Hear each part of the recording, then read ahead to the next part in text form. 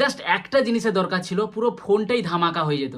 মানে পাবলিক এই ফোনের পিছনে ছুটে বেড়াতো, পুরো বাজার কাঁপিয়ে দিত যদি একটা জিনিস চেঞ্জ করা যেত এই ফোনটিতে। কে কথা বলবো একটা নতুন আর একটি ফোন নিয়ে, লেটেস্ট ফোন নিয়ে, স্যামসাং এর ফোন নিয়ে। তো কিসের অভাবের কথা বলছি সেটা ভিডিওতে তোমরা আগে জানতে পারবে।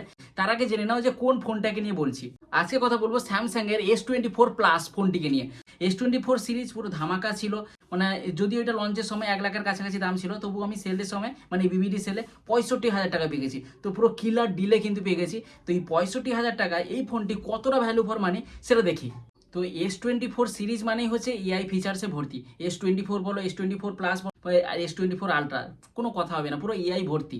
তো এই বিবিডি সেলে S24 প্লাস এর দাম 65,000-এ চলে এসেছে।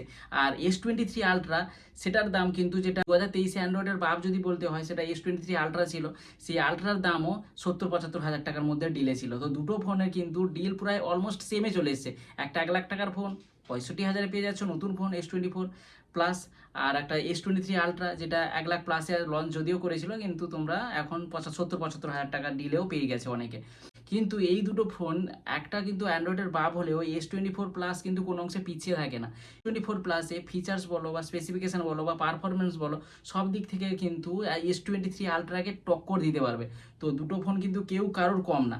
এই ফোনটির বক্স প্যাকিংয়ে ফোন তো আছেই, তাছাড়া আছে Type-C to Type-C কেবিল এবং কোনো অ্যাডাপ্টার নেই। ফোনটি কিন্তু 45 ওয়াটের চার্জিং সাপোর্ট করে। তোমরা বাইরে থেকে 45 ওয়াটের অ্যাডাপ্টার কিনে নিতে পারো, যেটার দাম 3200 বা 3000 টাকার কাছাকাছি পড়ে যাবে। ফোনটির কিন্তু হ্যান্ডফিলটা দারুণ। S24 প্লাস, তাই প্লাস মডেল একটু বড় বড় লাগবে এবং একটু ভারীও লাগবে। এই ফোনটির ওজন 200 গ্রামের কাছাকাছি, আর হ্যান্ডফিলটাও দারুণ। এই ফোনটির বডিটা অ্যালুমিনিয়াম এবং ফ্রেমগুলিও অ্যালুমিনিয়ামের। ফোনটি হালকা কার্ভ থাকার জন্য ধরার জন্য গ্রিপটা কিন্তু ভালো আসবে। আর এই ফোনটিতে গরিলা গ্লাস ভিক্টাস 2 এর প্রোটেকশন আছে, সামনেও গরিলা গ্লাস ভিক্টাস 2, পিছনেও গরিলা গ্লাস ভিক্টাস 2। তো প্রোটেকশনের দিক থেকে কোনো রকমের অসুবিধা নেই, হাত থেকে পড়ে গেলেও আশা করি কিছু হবে না। তা বলে আবার ছুড়ে দিও না ফোনটাকে একটু আদর করে রাখো, কারণ এত দাম দিয়ে ফোন কিনে ছুড়ে দিয়ে ফোনটাকে নষ্ট করার কোনো দরকার নেই। এই ফোনটিতে ন্যানো সিম ট্রে আছে, যদিও তুমি ফিজিক্যালি দুটো সিম লাগাতে পারবে, কিন্তু দুটো ই সিমেরও সাপোর্ট আছে। আবার একটা ই সিম একটা ন্যানো সিমও লাগাতে পারো। আর ফোনটিতে 6.7 ইঞ্চির ফুল এইচডি প্লাসের 2K অ্যামোলেড ডিসপ্লে আছে। মানে ডিসপ্লে নিয়ে স্যামসাং এর ফোনে তো কোনো কথা হবে না, মানে হাই লেভেলের ডিসপ্লে, মানে ব্রাইটনেস তো সুপার।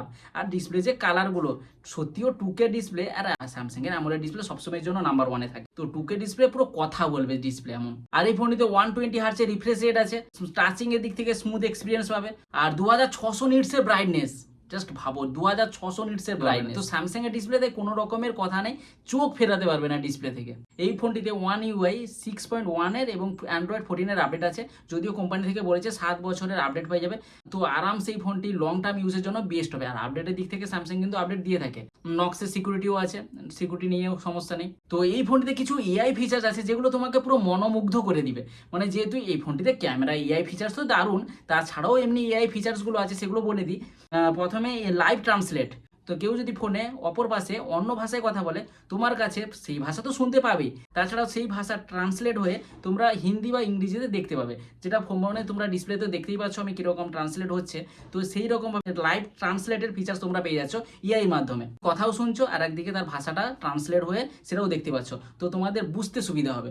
যদিও তোমরা ট্রান্সলেটটা ইংলিশ এবং হিন্দিতে সাপোর্ট করে ইন্ডিয়াতে, পরবর্তীকালে হয়তো অন্য ভাষায় দেখতে পাবে, বর্তমান ইংলিশ এবং হিন্দি।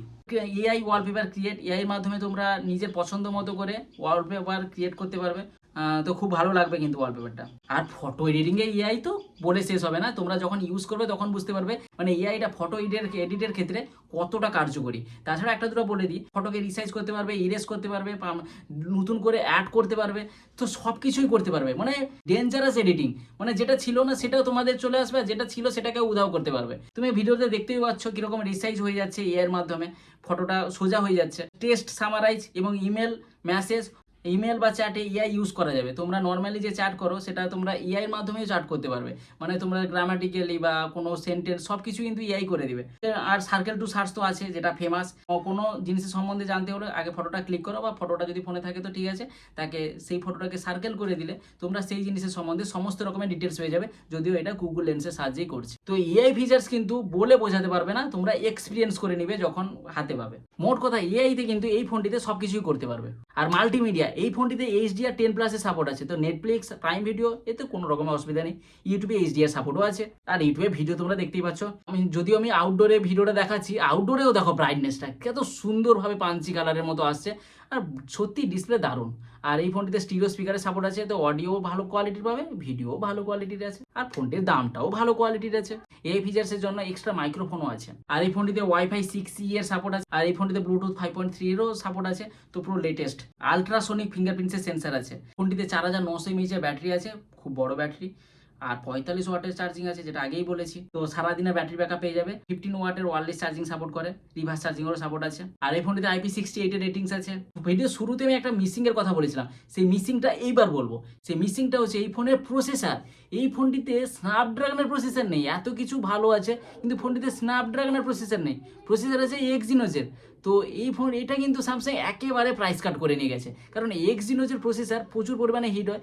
যে ফ্ল্যাগশিপ ফোনগুলোতে এক্সিনোসের প্রসেসর আছে সেগুলো আমি ইউজ করেও দেখেছি, যারা ইউজ করে তারাও তো জানে এক্সিনোসের প্রসেসর কিন্তু হালকা হিট হবেই।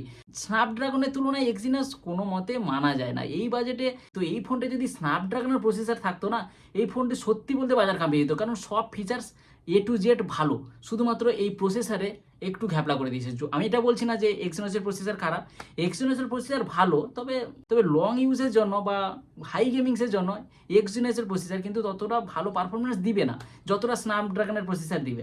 অন পেপার এই ফোনটির পারফরমেন্স কিন্তু দারুণ। BGMI তোমরা 60 FPS এ খেলতে পারবে, কেন 90 FPS সাপোর্ট করেনি আমি জানি না, তবে 60 FPS এ BGMI খেলতে পারবে। অন্যান্য হাই গেমিংও এই ফোনটিতে করতে পারবে, কোনো রকমের অসুবিধা নেই। তবে লং ইউজের ক্ষেত্রে কিন্তু ফোনটি হিট হবেই। এই ফোনটিতে মাল্টিটাস্কিং, অ্যাপ ওপেনিং ক্লোজ এগুলো তো কোনো রকমের অসুবিধা নেই। এখনো পর্যন্ত আমি যতক্ষণ ইউজ করেছিলাম কোনো রকমের ল্যাগ আমি দেখিনি। স্ন্যাপড্রাগনের প্রসেসর হলে আরো বেটার হতো, বেস্ট হতো। ফোনটি জিপিইউটা কিন্তু নিউ ভার্সনের দিয়েছে। আর এই ফোনটিতে দুটো ভেরিয়েন্টে পাওয়া যাবে, একটা হচ্ছে 12GB RAM 256GB স্টোরেজ, আর একটা হচ্ছে 12GB RAM 512GB storage. LPDDR5X এর র্যাম টাইপ, UFS 4.0 এর স্টোরেজ টাইপ আছে, তো পুরো মারাত্মক। এই ফোনটি টাইপ সিতে USB 3.2 জেনারেশন 1 এর সাপোর্ট আছে, তো এর পুরো লেটেস্ট এবং ফাস্ট। এবার বলবো এই ফোনটির ক্যামেরা নিয়ে। এই ফোনটির ক্যামেরা স্যামসাং এর ক্যামেরার মতো পারফরমেন্স দিবে। স্যামসাং এর যেরকম ফ্ল্যাগশিপ ফোনের ক্যামেরা থাকে, এই ফোনটির ক্যামেরাও সেম। আর এই ফোনটিতে 3টি ক্যামেরা দেখতে পাবে, একটা হচ্ছে 50 মেগাপিক্সেলের মেন ক্যামেরা, 12 মেগাপিক্সেলের আলট্রা ওয়াইড সেন্সার, আর 10 মেগাপিক্সেলের টেলিফটো সেন্সার, যেটা 3x পর্যন্ত তোমরা অপটিক্যাল জুম করতে পারবে। 12 মেগাপিক্সেলের সেলফি ক্যামেরা আছে। ক্যামেরা কোয়ালিটি তো ভালো, ফটো তোমরা দেখতেই পাচ্ছ, ফটো কোয়ালিটি মারাত্মক আছে। এই ফটো কোয়ালিটি নিয়ে আমার কোনো ডাউট নেই, তোমরা ফটো কোয়ালিটি নিজেও চোখে দেখতে পাচ্ছ। এই ফোনটির ভিডিওটিতে 8K ভিডিও রেকর্ডিং সাপোর্ট করে, 8K 30 FPS। তো তোমরা 4K ভিডিও, 8K ভিডিও তোমার ব্যাক ক্যামেরাতে রেকর্ডিং করতে পারবে। সেলফিতে 4K 60 FPS পর্যন্ত ভিডিও রেকর্ডিং করতে পারবে, তাই দুদিকে ভিডিও রেকর্ডিং এর ক্ষেত্রে কিন্তু বেস্ট আছে। মাথায় যদি 65,000 টাকা বাজেট রাখি, তো এই ফিচার্সগুলো এই ফোনটি কিন্তু ভ্যালু ফর মানি হয়ে যায়, শুধুমাত্র আমি বলেছি প্রসেসরটাকে বাদ দিয়ে। তোমাদের ক্ষেত্রে যদি এক্সিনোসের প্রসেসর মানানসই হয়, তাহলে এই ফোনটি তোমাদের ক্ষেত্রে পুরো বেস্ট ফোন হয়ে যাবে। না হলে এই ফোনটি 65,000 টাকায়ও ঠিকই আছে, এই সেলের জন্য 65,000 হয়েছে, বাকি টাইম কত টাকা দাম থাকবে জানি না। আমার তো এই ফোনটি দারুণ লেগেছে, বাজেট অনুযায়ী এই ফোনটির এক্সপিরিয়েন্স কিন্তু দারুণ। তো তোমাদের ক্ষেত্রে এই ফোনটি কেমন লাগলো, এবং যারা ইউজ করছো তারাও তাদের এক্সপিরিয়েন্সটা অবশ্যই কমেন্ট বক্সে জানিও। আজকের ভিডিওটা এই পর্যন্ত। ভিডিও যদি ভালো লেগে থাকে তাহলে অবশ্যই লাইক এবং সমস্ত বন্ধুদের সাথে শেয়ার করে দিবে। আর এই চ্যানেলটি পরবর্তী আপডেট পাওয়ার জন্য চ্যানেলটিকে সাবস্ক্রাইব করে পাশে বেল আইকনটা প্রেস করে রাখবে। দেখা হচ্ছে তাহলে নেক্সট ভিডিওতে। ভালো থাকবে, টাটা।